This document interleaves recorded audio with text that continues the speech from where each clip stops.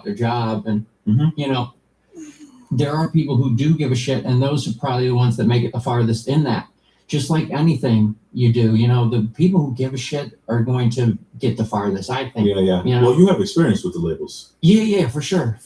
Yeah, that's what I was referring to when I had worked with them. You know what I mean? It's it's hard to find people that care enough to obviously nobody's going to care like you do. Nobody will. Yeah, nobody will. But and that's completely normal, and it should be the way to do it. But to your point as well, it's just like, whenever I had to deal with the major record labels, and there would be certain, you'd have a conversation with them once a week or twice a week. You'd have like that meeting with them. Yeah. And then I would get ideas come sent my way, and I'm like, are we talking about the same artist that I'm managing? So you're a manager? Yeah. So I managed Jesse Reyes for like 10 years. Oh shit! Okay. Yeah. Nice. Yeah. Oh, so that's why this is called the Manager's Playbook. That's why this is called the Manager's Playbook. Oh my god! Thanks for watching the pod, by the way. Yeah. No, I did, but I didn't know the backstory. Yeah. That's the whole. So like, because you're talking about other people, you're not usually talking about yourself. So that's true. That's true. Sometimes I'll talk about myself, and I've been told I should talk a little bit about myself, but you know, that's why I think like the conversations are pretty fascinating to people watching, because I can get pretty deep with like the information, right? Yeah. From a manager's perspective, and just dealing with managers, I started dealing with artists that are signed or not signed. Yeah. Right. But like at a label, I'd just be like, I'm like, who are we talking about right now? Different playing field. And it's totally understandable though, because to your point, you have to worry about 10, 15, 20 different artists at any given time all at once. Yeah. So you're really only taking into consideration my artists maybe for an hour in that week. Yeah. That's nuts. You know what I mean? Unless they're a priority. Yeah.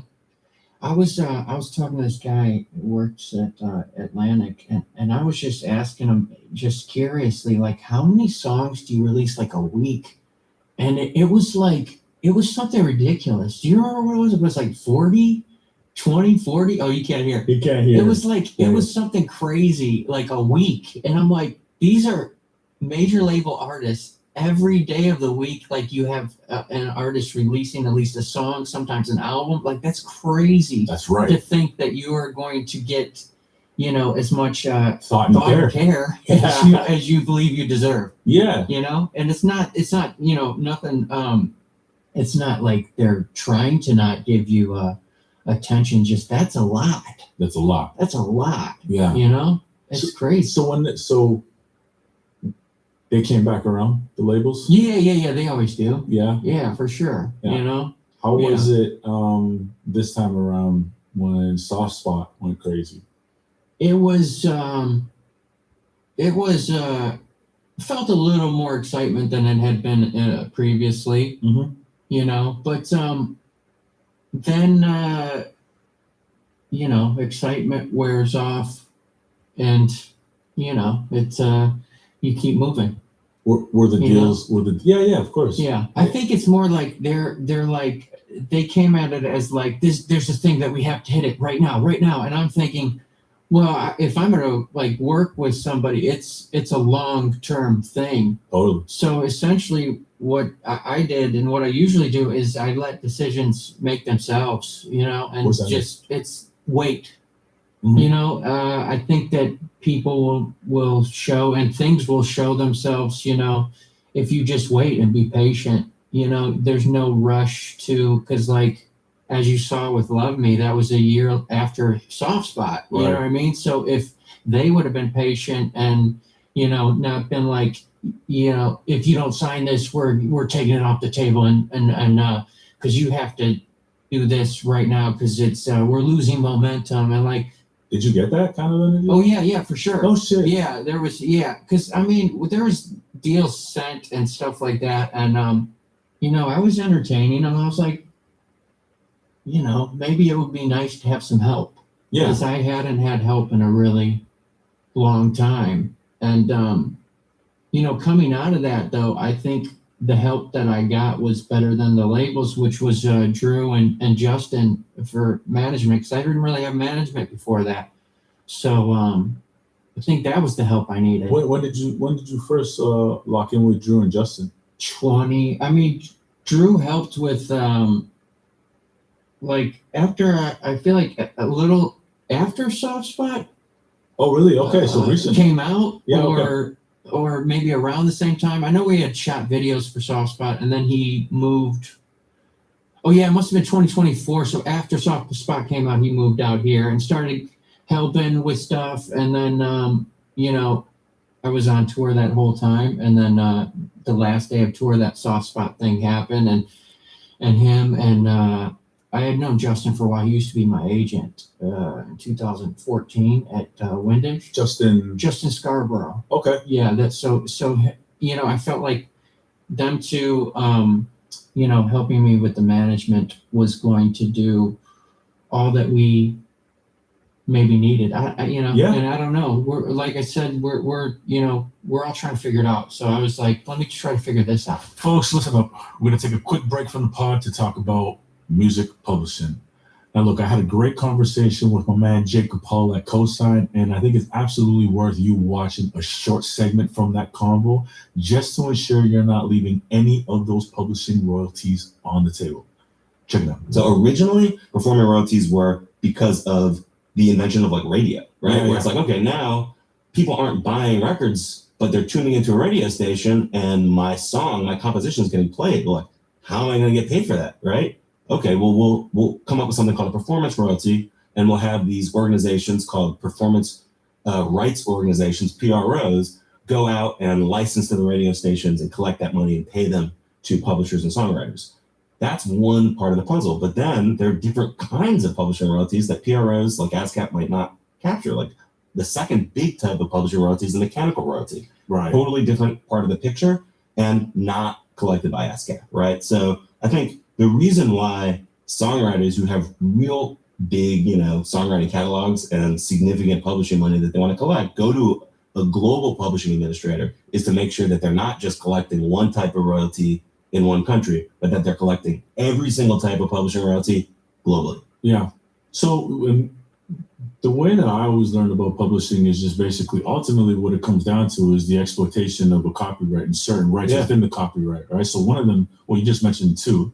There's the performance rights, and then the mechanical rights. What is a mechanical right? So mechanical right originally was about like if you're actually making a mechanical reproduction of a song, right? That's how far back this thing goes. And like it literally goes back to things called player piano rolls, whereas like you would literally buy pianos that had machines in them, and you would feed in sort of like these rolls of paper that would mechanically play a song.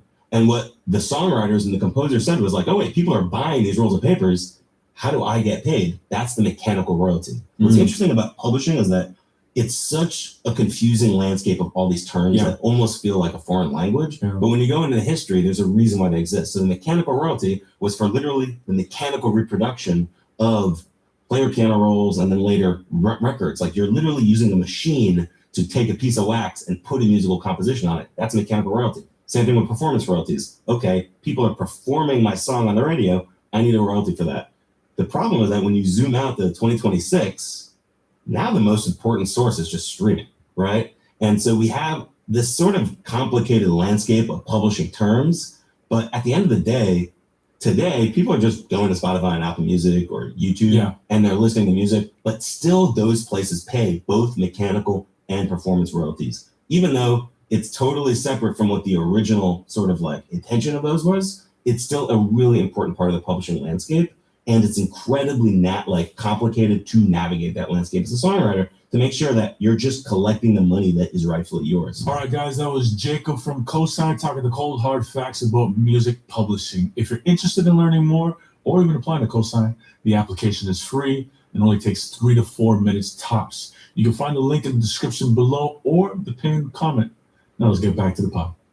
We were talking about this off camera, is that nobody knows what they're doing. Yeah, nobody. Everybody's trying to figure it out. Right? Everybody's trying Nobody even knows why we're here. Yeah, exactly. That's fucking true, to be honest with you, right? We all think we're doing things that mean something, but doesn't. Sure. Yeah, only if it means something to you, Yeah, exactly. Yeah, you decide. I like that. Almost the title of your album, man. Yeah, true. Which is a fire. Yeah. And I want to go back to Soft Spot, brother. Mm-hmm. I have listened to Clickbait probably like 30 fucking times in the last 24 hours. Oh, hell yeah. I love that song. Thank you. I'm like genuinely, like for real, I love that song. I love the album. Thank you. The album's incredible. Thank you. I appreciate it. Yeah, man. And it's, there's so much to talk about you because you've been in this for a long time. And, as Jameson, the artist, and it's always been this mystery around you. So, like, I'm actually really thankful that you're doing this podcast. Oh, yeah. No, thank you. Drew sent me a DM one day. I woke up in the morning. I was like, hey, this is Jameson's manager. And I was like, bullshit. That's the first thing I thought about. Like, no way. And I'm surprised. I was like, Jameson, I don't think he has a manager. It's like the way that you move. I didn't, but right.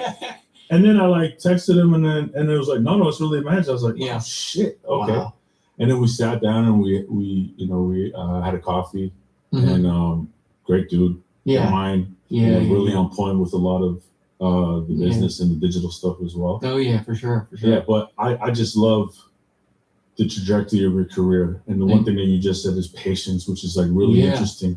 So let's talk about Soft Spot and what happened there, and like what really happened from your perspective. Yeah, because you had a video that it came out in like premiere September 19, 2023. Wow, you got dates. I got dates, bro. Nice. And then director's cut premiered November 6, 2024. Yeah. That's a whole year later. Yeah. Talk to me why and what happened there. So I had made a TikTok like I don't know how many when it came out or whatever. I made one, but I didn't really post anything on it. So we had got together and we're brainstorming, and I was like, I don't know what I had saw, but I think there was this Jameson page where people were just posting clips of all of our videos, like previous videos, and I was like, on TikTok? Yeah, I was like, why don't we do that? It's not like I have to sit there and do like a dance or anything, but let's take advantage of this platform. So just post, go crazy on it and just post all the clips from videos. So I sat like a week before we left for tour. I sat for maybe like 2 weeks and clipped up all of the archive of videos, and then gave them to Drew. And I was just like, start posting these. And he was posting them, but not super. Those crispy jumbo shrimp tacos. Get 2 for just $6. Only at Del Taco.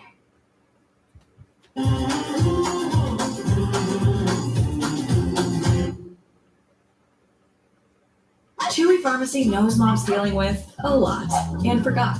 They said with food or without. But our licensed customer care team saves the day, even at night. And now get 20% off for 24/7 support for life with pets. There's Chewy Pharmacy.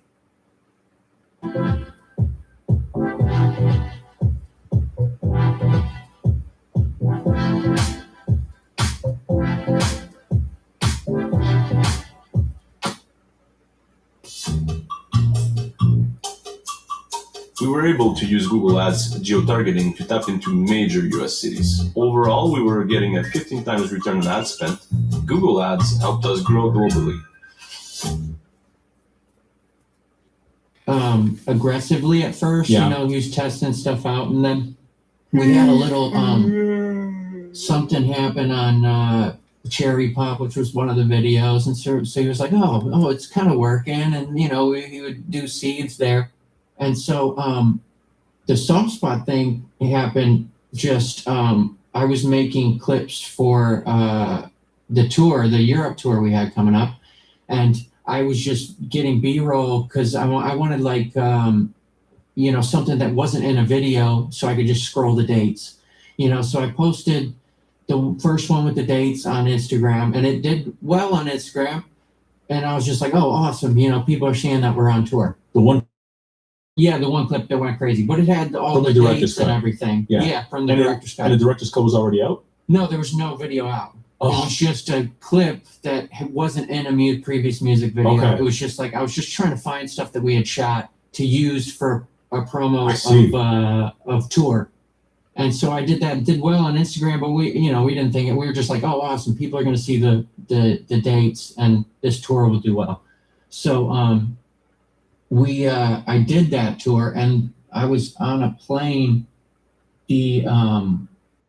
like I don't know, like the last day of tour, I was flying back home, and as I landed, he was like, "Dude, this clip is going crazy on TikTok." I guess he had posted it on TikTok. I was like, "Oh, okay, nice." And then I was like, From your account. Yeah, and it was the one with the dates. And so I was like, well, let me take the dates off and give you the one, this one. And then he posted that, and that was doing well. And then I was like, well, I'll post this on Twitter and